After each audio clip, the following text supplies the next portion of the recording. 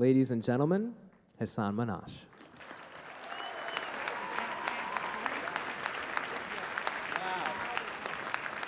Thank you. Wow. Oh my God. Ladies and gentlemen, welcome to the series finale of the White House Correspondents' Dinner. Oh man. My name is Hasan Minhaj, or as I'll be known in a few weeks, number 830287.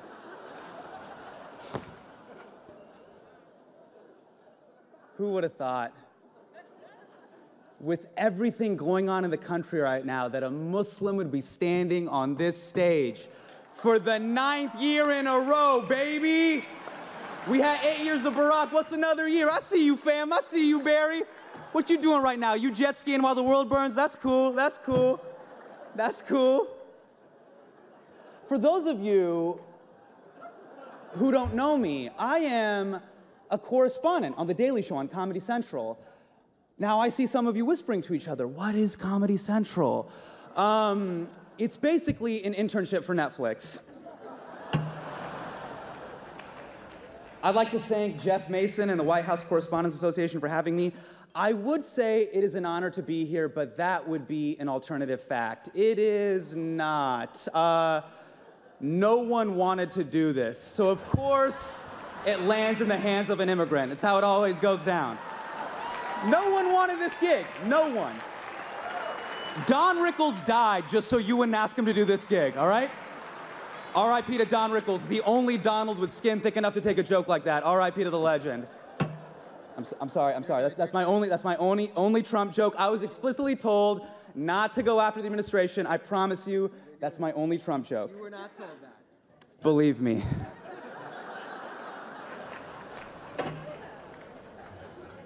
It is amazing to be surrounded by some of the greatest journalists in the world. And yet, when we all checked into the Hilton on Friday, we all got a USA Today.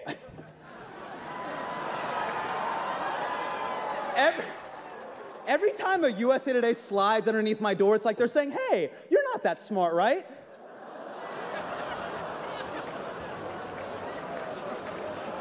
USA Today is what happens when the coupon section takes over the newspaper. Like, what, is this an article about global warming or 50 cents off Tide? Either way, the pictures are so pretty.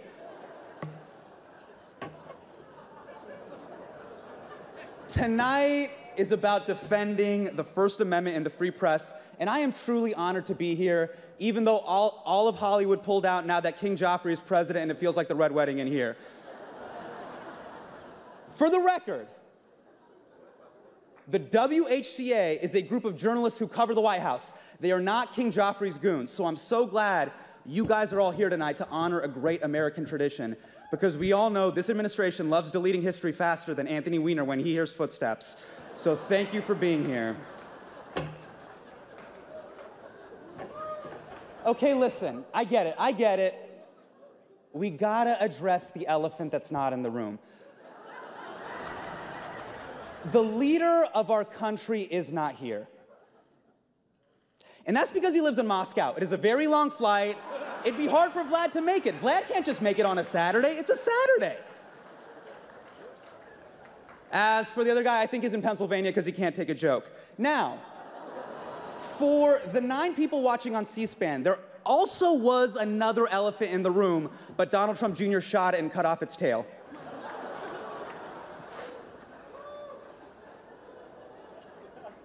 You know, a lot of people told me, Hasan, if you go after the administration, it would be petty, unfair, and childish. In other words, presidential. So here we go. I get why Donald Trump didn't want to be roasted tonight. By the looks of him, he's been roasting nonstop for the past 70 years. Historically, the president usually performs at the Correspondents' Dinner, but I think I speak for all of us when I say he's done far too much bombing this month. Now, a lot of people in the media say that Donald Trump goes golfing too much. You guys are always like, he goes golfing too much, which raises a very important question. Why do you care? Do you want to know what he's not doing when he's golfing? Being president. Let the man putt-putt. Keep him distracted. Teach him how to play badminton. Tell him he has a great body for bobsledding. Play him tic-tac-toe. The longer you keep him distracted, the longer we're not at war with North Korea. Every time Donald Trump goes golfing, the headline should read, Trump golfing, apocalypse delayed, take the W. This is great. I love this. Even if you guys groan, I've already hired Kellyanne Conway. She's gonna go on TV on Monday and tell everybody I killed. So it really doesn't matter. But I love that everybody's drinking, having a good time. This is beautiful. You know Donald Trump doesn't drink, right? Does not touch alcohol, which is oddly respectable. But think about that. That means every statement, every interview, every tweet, completely sober. How is that possible? We've all had that excuse, haven't we? Be like, I said what? No, listen, babe, I swear to you, I was hammered. That's not who I really am. What does Donald Trump tell Melania? Listen, babe, last year on that bus with Billy Bush, that's exactly who I am. He tweets at 3 a.m. sober.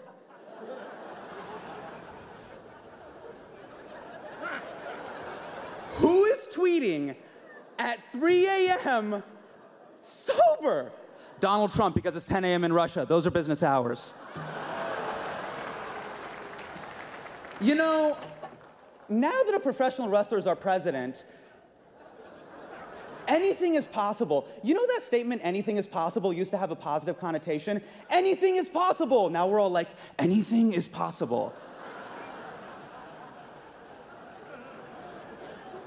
Anything. The news coming out of the White House is so stressful, I've been watching House of Cards just to relax. I'm just like, oh man, a congressman pushed a journalist in front of a moving train? That's quaint. Now, it's not just the president who decided not to show up. His entire administration is not here. Betsy DeVos couldn't be here. She's busy curating her collection of children's tears. Now, a lot of people think Betsy DeVos is out of touch with working class America, but you listen to me and you listen to me right now, okay? Every morning, Betsy DeVos is up at 5 a.m. putting her children on their flight to school. So don't you tell me she's out of touch, okay? Hey, has anyone seen Rick Perry since he became energy secretary? I have a feeling he's sitting in a room full of plutonium waiting to become Spider-Man. That's just my hunch.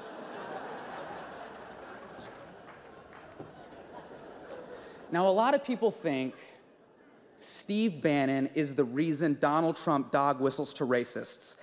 And that is just not true. Ask Steve Bannon. Is Steve Bannon here? I do not see Steve Bannon. I do not see Steve Bannon. Not see Steve Bannon. Not see Steve Bannon. Not see Steve Bannon. Frederick Douglass isn't here, and that's because he's dead. Someone please tell the president. Mike Pence wanted to be here tonight, but his wife wouldn't let him because apparently one of you ladies is ovulating. So, good job, ladies. Because of you, we couldn't hang out with Mike Pence.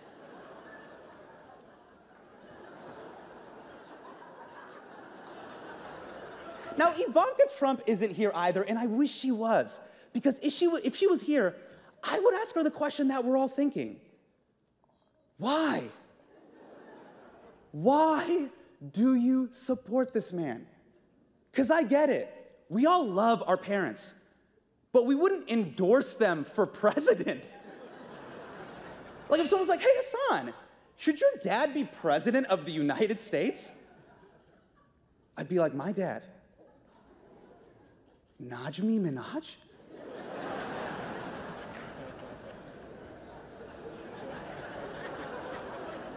The guy who tries to return used underwear to Costco?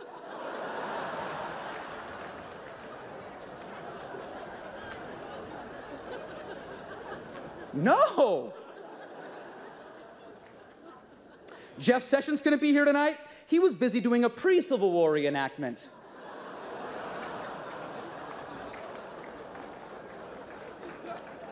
On his RSVP, he just wrote no, just no, which happens to be his second favorite N-word. You know, even Hillary Clinton couldn't be here tonight. Hillary Clinton she could have been here, but I think someone told her that the event was in Wisconsin and Michigan, so. What? What? You guys. You know, Nate Silver told me that joke would kill. Nate Silver told me there was a 74.1% chance of that joke killing. I believed you, Nate. Did you hear that groan, Nate? I can't believe I believed you, man. Okay, enough about House Slytherin. We are here to talk about the truth. It is 2017, and we are living in the golden age of lying.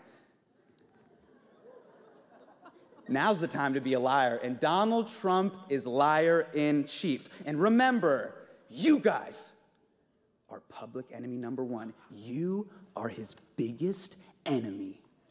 Journalists, ISIS, normal length ties. And somehow, you're the bad guys.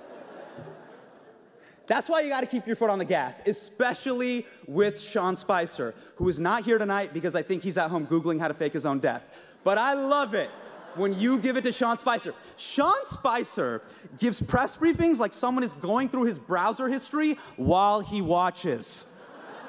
Just panic, like, no, wait, stop it, stop it, stop it, stop shaking your head, stop shaking your head, stop shaking your head. We'll talk about this tomorrow. It is the best. Now, you guys are laughing, but realize Sean Spicer's been doing PR since 1999. He has been doing his job for 18 years, and somehow, after 18 years, his go-to move when you ask him a tough question is denying the Holocaust. That is insane.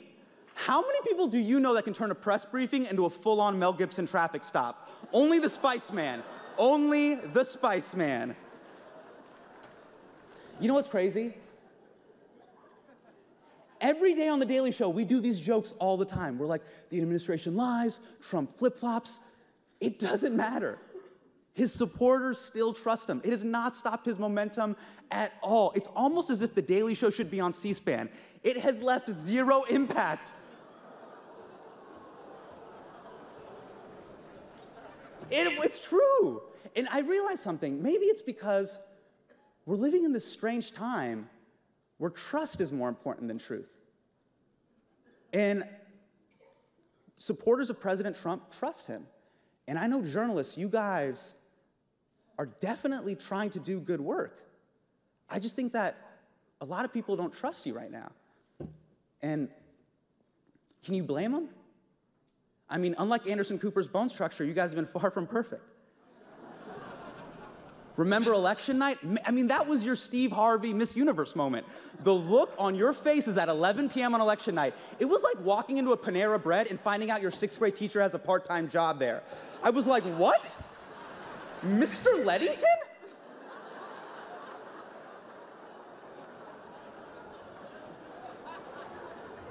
I guess you don't have all the answers.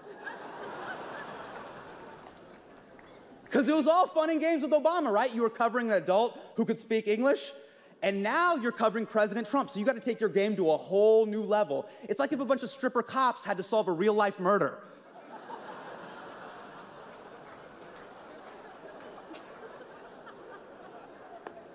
Fox News is here. I'm amazed you guys even showed up. How are you here in public?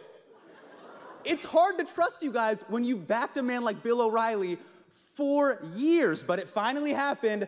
Bill O'Reilly has been fired.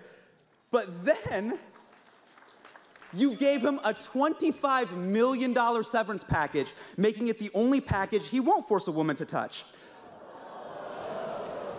Now, in O'Reilly's defense, he was told by a close friend, when you're a star, they let you do it. You can do anything. You guys are having a hard time with Jesse Waters right now, too. He's on a break right now, right? He's on a break. Just like my childhood dog is staying at a farm upstate. I get it. I know that move. Now, I know some of you wondering, Hasan, how do you know so much about Fox News? Well, as a Muslim, I like to watch Fox News for the same reason I like to play Call of Duty. Sometimes, I like to turn my brain off and watch strangers insult my family and heritage. MSNBC is here tonight, and I'm glad you guys are here tonight. That way, if I'm bombing, Brian Williams will describe it as stunning. MSNBC, it's hard to trust you guys when you send us so many mixed messages. On one hand, you tell us the prison industrial complex is the problem, and then you air 5 straight hours of lockup. You can't be mad at corporations profiting off of minorities in prison when you're a corporation profiting off of minorities in prison. It's like,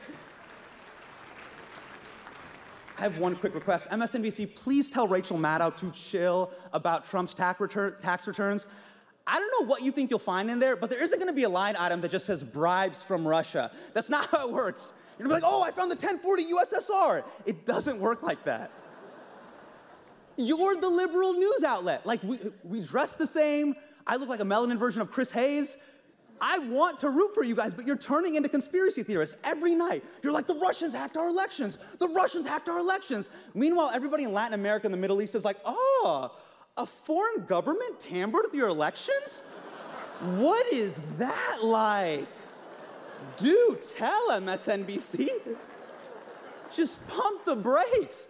We're only on day 100. By the end of the year, you guys all gonna have tinfoil hats and jars of urine all over your desks. Now, I had a lot more MSNBC jokes, but I don't want to just ramble on, otherwise I might get a show on MSNBC.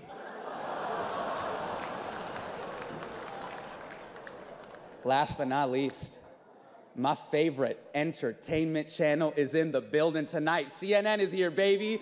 Now, you guys got some really weird trust issues going on with the public. I'm not gonna call you fake news, but everything isn't breaking news.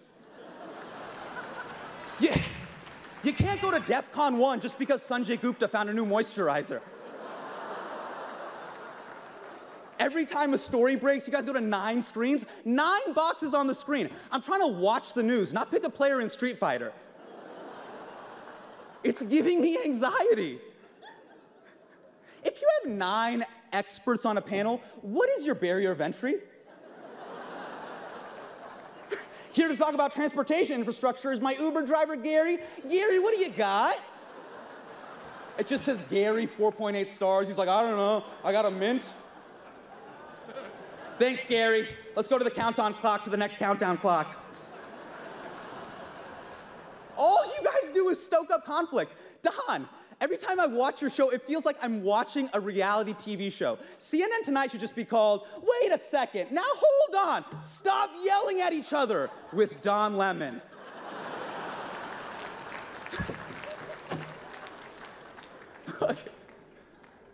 You know your news, right? Come on. But every time I watch CNN, it feels like you're assigning me homework. Is Trump a Russian spy? I don't know. You tell me. Tweet us at AC360. No, you tell me. I'm watching the news. But it feels like I'm watching CNN watch the news.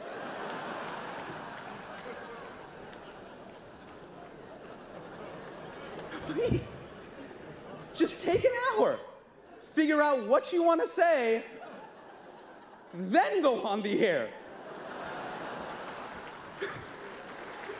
But whenever I turn you guys on, it feels like a little kid just ran into the room and is trying to tell you a story. You're just like, there's a wall. It's a 1.4 billion. 1.4 billion. Paul Ryan. Breathe. Take a minute. Drink some milk. Then tell us the story, Wolf.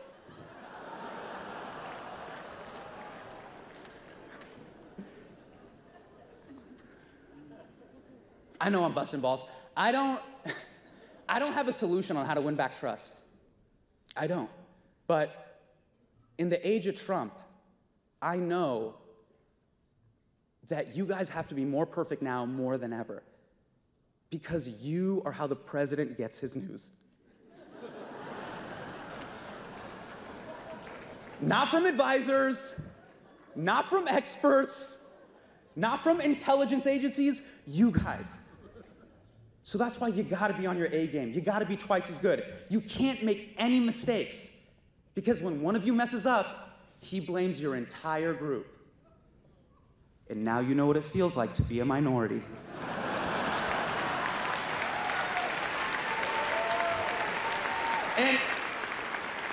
And I can see some of you guys complaining, like, what? I gotta work twice as hard for half the credit? Remember, you're a minority.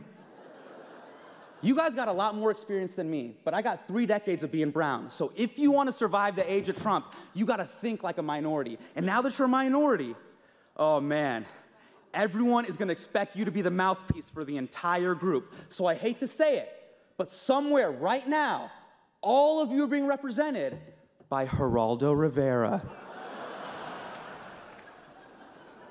See, now that you're a truly minority, there's a distorted version of you out there. You know, Taco Bell for Mexican culture, Panda Express for Chinese culture, Huffington Post for journalism. And then, when you actually manage to do great work, you get hit with the most condescending line in the English language. Hey, you're actually one of the good ones. Then you have to smile and say thank you. Kind of sucks, doesn't it? By the way, you guys aren't really minorities, you guys are super white. But I can see MSNBC being like, we got our minority card. No. But your work is invaluable. And I mean that as a fake journalist. I am rooting for you. We're 100 days in, 1,360 days to go. You guys are running the marathon, and I'm at the half-mile mark giving you tape for your nipples. So I'm wishing you nothing but the best.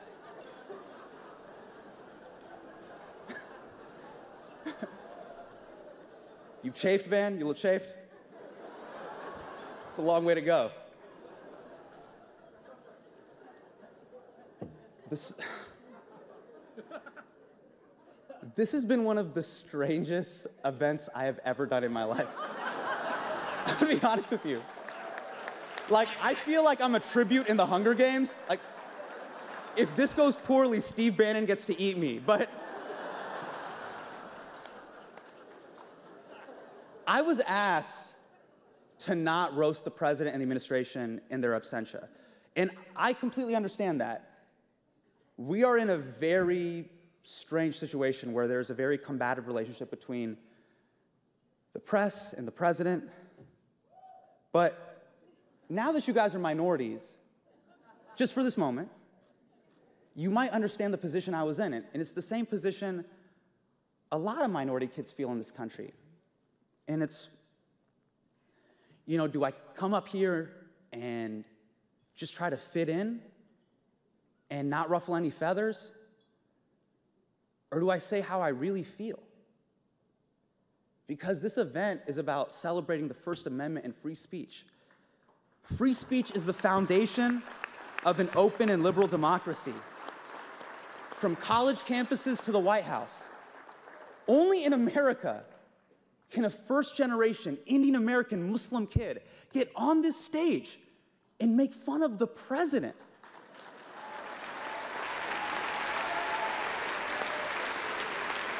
The orange man behind the Muslim band.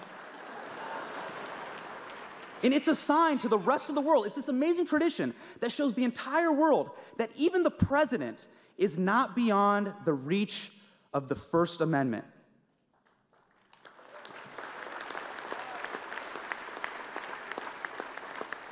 But the president didn't show up because Donald Trump doesn't care about free speech.